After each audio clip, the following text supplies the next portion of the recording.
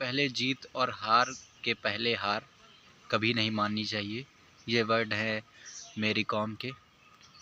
तो hello everyone, जय हिंद, हाउ आर यू ऑल। कैसे आप सभी? I hope you are all good. आप सभी अच्छे होंगे and welcome again this YouTube platform. आप सभी का इस यूट्यूब चैनल पर स्वागत है।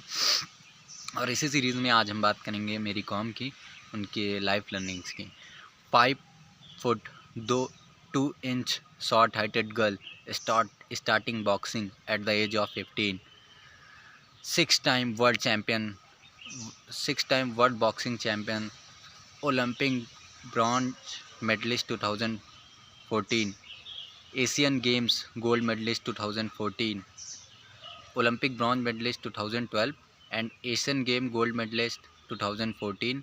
पद्म भूषण पद्मश्री से अवार्ड से सम्मानित मैरी कॉम का जन्म मार्च 1983 की एक क्रिश्चियन फैमिली में हुआ था और ये राज्यसभा की सांसद भी रह चुकी हैं।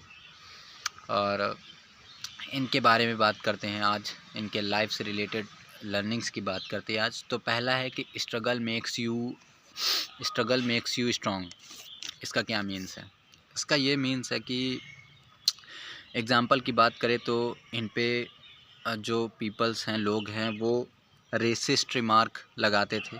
रेसिस्ट रिमार्क मीन्स कि ये मणिपुर से हैं, तो इन पे लोग कहते थे कि नेपाल से हैं, चाइना से, तिब्बत से, ऐसा कुछ करके कहती थी। तो स्ट्रगल मेक्स यू स्ट्रॉन्ग, आपको स्ट्रॉन्ग बनाता है।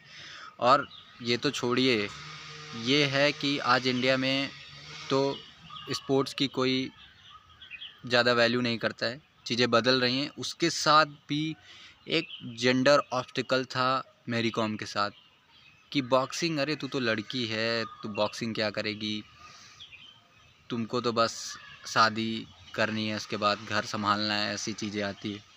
लेकिन वही है ना कि स्ट्रगल मेक्स यू स्ट्रॉन्ग। इनके पिता और मम्मी पापा इनके बहुत फार्मर थे और इनके पिता एक रेसलर थे। इन्होंने कहा कि आप रेसलिंग क्यों नहीं स्टार्ट करती हो, बट इनका एक पैशन था कि मुझे बॉक्सिंग में जाना है। और उस समय, जिस समय इन्होंने ये निर्णय लिया था, उस समय ओलंपिक्स में बॉक्सिंग वुमेंस का था ही नहीं, वो तो बाद में आया। लेकिन इन्होंने कहा कि हाँ, मुझे बॉक्सिंग ही करनी है। तो बहुत सारी स्ट्रगल थी इनको, फाइनेंशली भी थी और सोसाइटी से भी थी, और इनकी एक जो रेसिस्ट जो लोगों की सोच है, उससे भी इनको कहीं ना कहीं इससे स्ट्रगल करना पड़ा। लेकिन ये सारे स्ट्रगल आए तो वो स्ट्रांग बनी, है ना। और अगर दूसरी बात करें तो identify your reference period, reference point. मतलब अपनी लाइफ में आइडेंटिफाई कीजिए जो आपको ड्राइव करता है एक्शन लेने के लिए, मजबूर करता है। तो वो मैरी कॉम का वो रेफरेंस पॉइंट क्या था? 1998 में एक डिंगो सिंह नाम के एक बॉक्सर थे जिन्होंने वर्ल्ड चैम्पियनशिप, एशियन चैम्पियनशिप में गोल्ड मेडल को जीता था। तो उनके दिमाग में आया कि नहीं, अब इसके पहले उन्होंने मणिपुर का फेवरेट, मतलब वहाँ का फेवरेट नहीं, वहाँ पे फ़ुटबॉल ज़्यादा खेला जाता है, तो वो एथलेटिक्स में भी थी, फ़ुटबॉल भी खेलती थी, वॉलीबॉल भी खेलती थी। बट 1998 में जब डिंगो सिंह, जो कि एक बॉक्सर थे, उन्होंने गोल्ड मेडल एशियन चैम्पियनशिप में लेके आए, तो उनका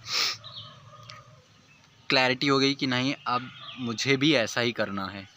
फिर उसके बाद से इनकी जर्नी स्टार्ट हुई। और तो ये इनकी लर्निंग थी कि स्ट्रगल आए तो समझ जाइए कि आपको स्ट्रॉन्ग करने के लिए आए हैं। और अपनी लाइफ में आइडेंटिफाई कीजिए कि क्या करना है मुझे, है ना। वो रेफरेंस पॉइंट को ढूंढिए, तब आप एक्शन ले पाएंगे उस पर। और मेरा खुद का, ये मैंने खुद बनाया इनके लिए, रिस्पेक्ट वुमेन यार। क्योंकि जिस एज से मैं इसीलिए कहता हूँ कि रिस्पेक्ट, ऐसा नहीं कि सभी वुमेंस की रिस्पेक्ट करनी, वैसे करनी चाहिए, लेकिन जो लायक है, जैसे कि ये मेरी कॉम हो गई, मीराबाई चानू हो गई, इन तरह की वुमेंस की रिस्पेक्ट करनी चाहिए।